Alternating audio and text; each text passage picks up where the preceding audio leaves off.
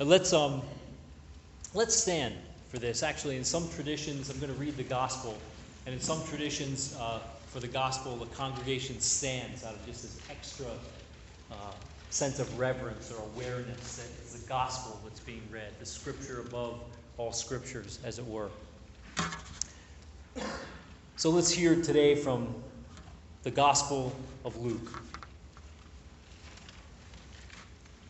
I came to bring fire on the earth, and how I wish it were already kindled. I have a baptism with which to be baptized, and what stress I'm under until it's completed. Do you think that I've come to bring peace on earth? No, I tell you, rather division. From now on, 5 in one household will be divided, 3 against 2 and 2 against 3. They will be divided, father against son and son against father, mother against daughter and daughter against mother, mother-in-law against daughter-in-law, and daughter-in-law against mother-in-law. When you see the clouds rising in the west, you immediately say, it is going to rain. And so it happens. When you see the south wind blowing, you say it will be a scorching heat. And it happens. You hypocrites. You know how to interpret the appearance of earth and sky. But why do you not know how to interpret the present time? This is the word of the Lord. Thanks be to God. Let's have a seat.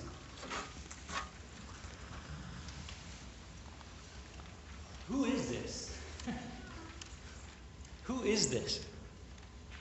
I mean, is this the same Jesus that says, come to me, all you who labor and are heavy burdened, and I will give you rest? Take my yoke upon you, for I am gentle and humble of heart. You'll find rest. My yoke is easy, my burden is light. Is this the Jesus that we see as the good shepherd who carries us home on his shoulders? The one who the night before he was going to die a violent death didn't say, go out and attack the Romans, but said, Father, let them be one. What's going on? Who is this Jesus? How did these fiery words of this Jesus that seem to so kind of contradict the rest of that gospel message, how does it fit together? How does this fit together with the Prince of Peace, whose whole message seems to be reconciliation, bringing together, oneness, and who, after being risen from the dead, after being crucified, says, peace be with you? What is this fire thing all about? It's an odd kind of gospel, isn't it? Now, we could take the simplistic route, as a lot of scholars do. There's a hot book out on the shelves now, and it has gotten a lot of press by a guy named Reza Aslan, who was a religious scholar who wrote a book called Zealot, The Life and Times of Jesus of Nazareth.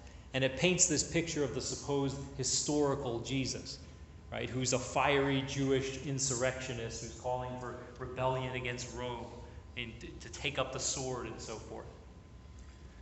Now, this is certainly not what we believe, and it's simply bad history if we look at the facts. But I think also there's a richer, more authentic way of approaching this tension between these two images of Jesus. Nor do I think it's fire in the sense that sometimes we think about it in our culture.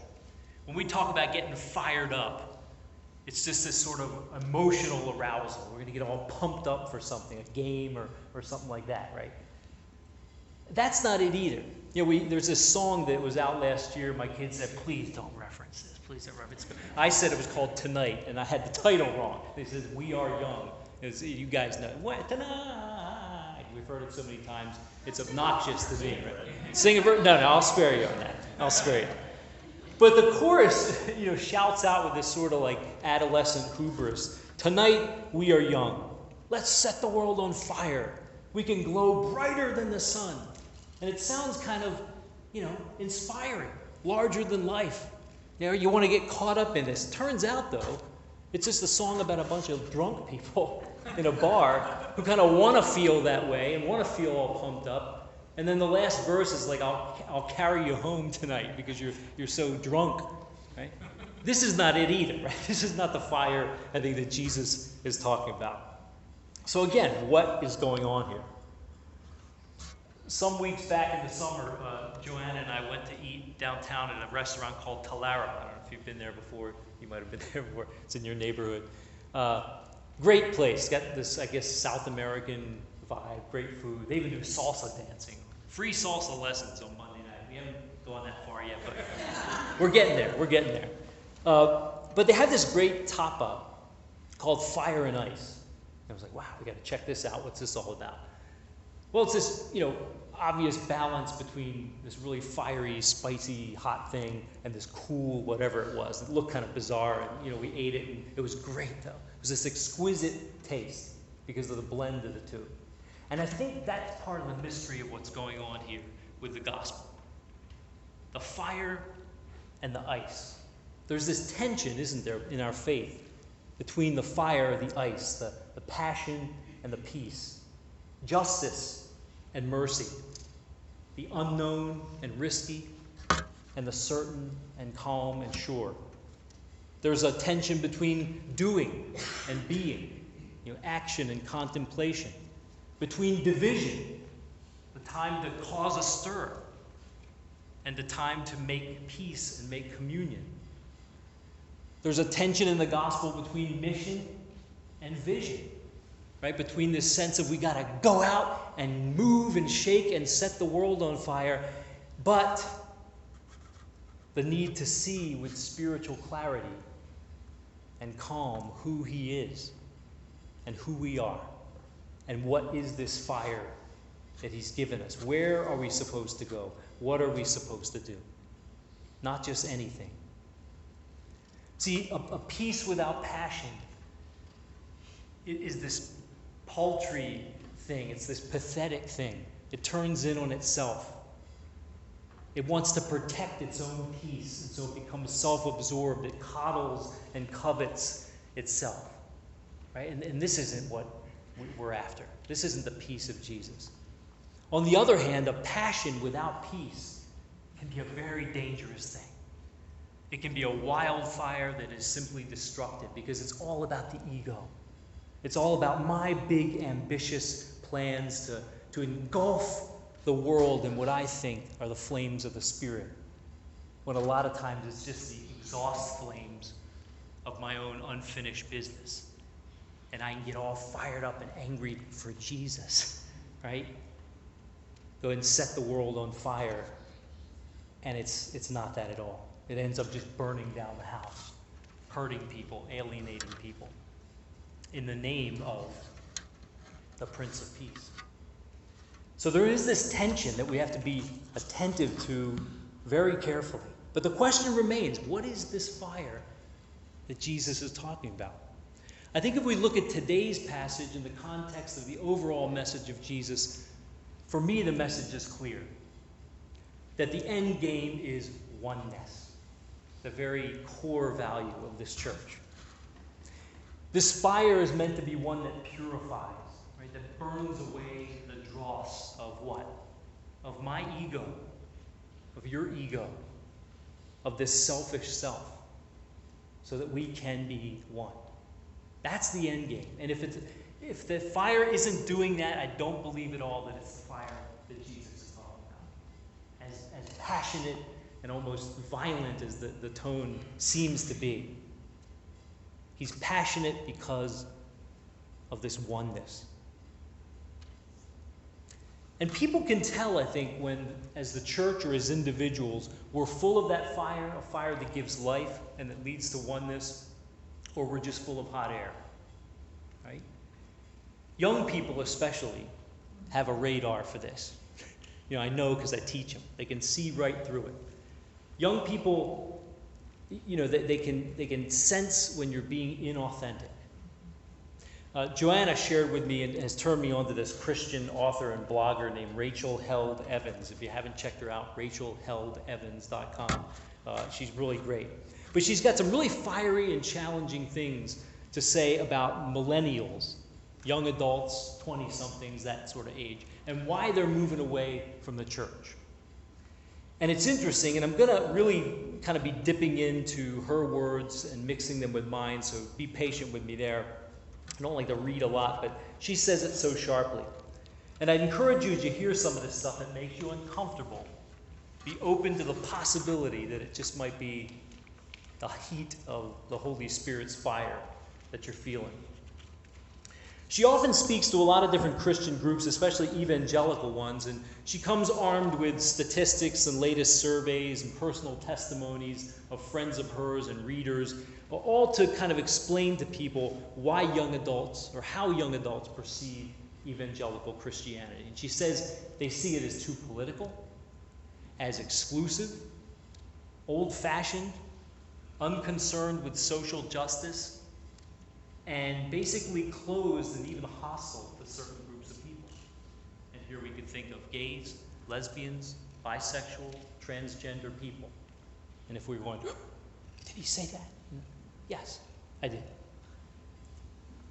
She points out in her research how young evangelicals often feel like they've got this tension. They have to make this choice between intellectual integrity, that what they're thinking is clear and reasonable, and their faith.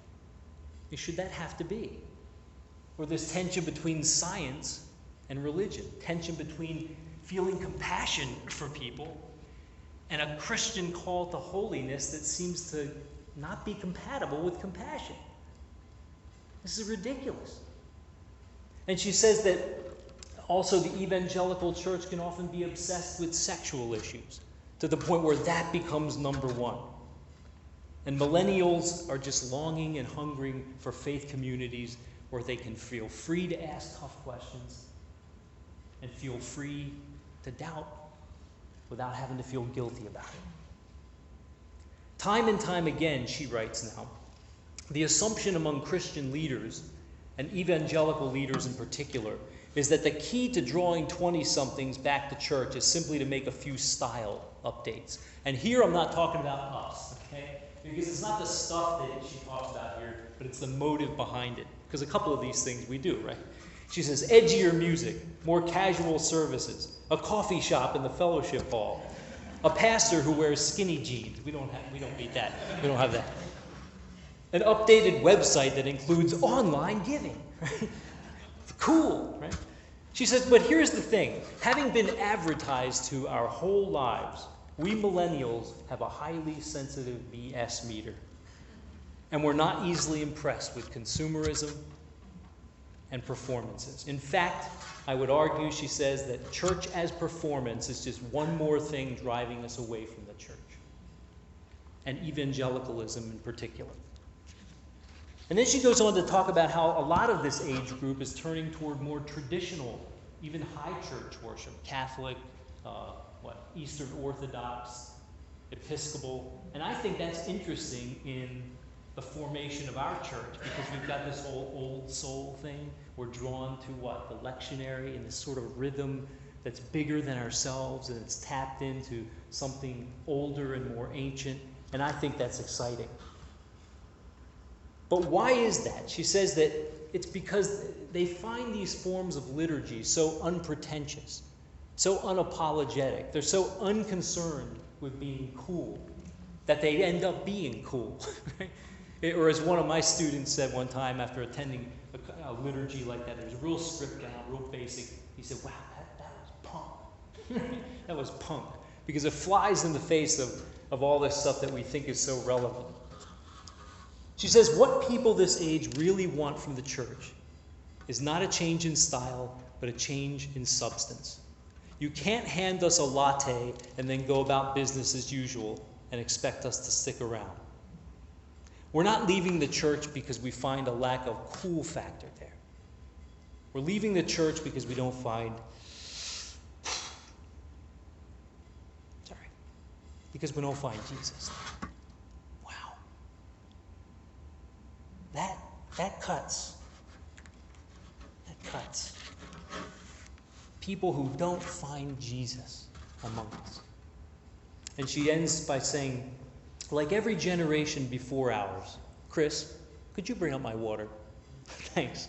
Like every generation before ours and every generation after, deep down, what we're longing for is Jesus.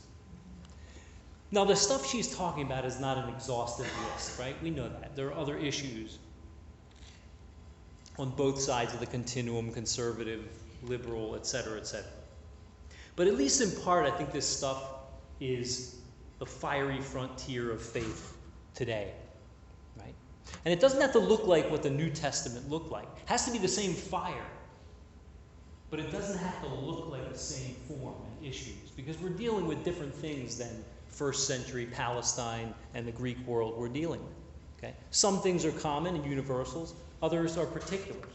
And some of this stuff are our issues that fire has to touch. But you know, what we have to do, I think, is this is a fire that is challenging us to be purified, right? To go beyond our comfort zones and to start getting intimately involved, not with issues, poverty, and this and that, but with people. I mean, that's what Jesus did. He just wasn't all that concerned, if we read the gospel, with orthodoxy or doctrines. And I'm not saying that's not important. It's an element. It's a very important element. But the heart of the gospel is love of God and love of people. That's what he did. Ultimately, the fire Jesus is talking about here is a fire of oneness, communion, a fire of love. We need to get over our obsession, I think, with being right about doctrinal issues and become absorbed more with being in love with God and people. It's that simple. Being sure is overrated. You won't find it that much in the gospel. Neither God nor his least ones need me to be certain. But they do want my heart. They do want my compassion, my love. As Bono sings, I promise, no Rumi quotes today, okay? but I got to throw Bono in here. He's got a great line in a song. He says, I got to stand up for faith, hope, love while I'm getting over certainty and stop helping God across the road like a little old lady. God doesn't need that. God wants our heart. Pope Francis taking the risk, this is great, a pope does this, right? Taking the risk of letting go of control and entrusting that fire to over 2 million young people last month in Rio de Janeiro at an event called World Youth Day. He stands up and at the end of a prepared speech, he says off the cuff, he goes, I want to tell you something. You know what I expect from you all when you get back home? I want a mess. I want a mess. We knew in Rio there would be craziness, but when you go home into your dioceses, your local churches, I want trouble. I want you to shake it up. That's a risk. I came to bring fire on the earth. And how I wish it were already kindled, Jesus says. That fire, which is the flip side of peace and without which no peace can be had, is the fire of love. Passionate, burning love for him and for people. And how to kindle it, is going to be as unique as each one in the room. Renee said that several weeks ago. I'm not going to tell you what to do, For me, it's about getting out of the way. Just letting go and letting love have its way with me. To let go of control, of having everything neat and tidy up here, and to kind of start loving the messy life. The life of love. When I shared that fire and ice image with Joanna, she had this great insight, that it's not just about that balance between the two, but she says it's an unknown. We had to be willing to kind of try the dish, right? To jump in, take a risk, leap into the unknown, and let go. And it was great, right? So too with the fire that Jesus wants to kindle our hearts with. We've got to risk and trust him and go where we're not quite comfortable. So the question I'll leave you with today is that, how do you today need to let go? To go beyond your comfort zone, even beyond the fear of getting burned by this powerful fire, and let go and open up to love. You never know where it'll go, but we have to trust.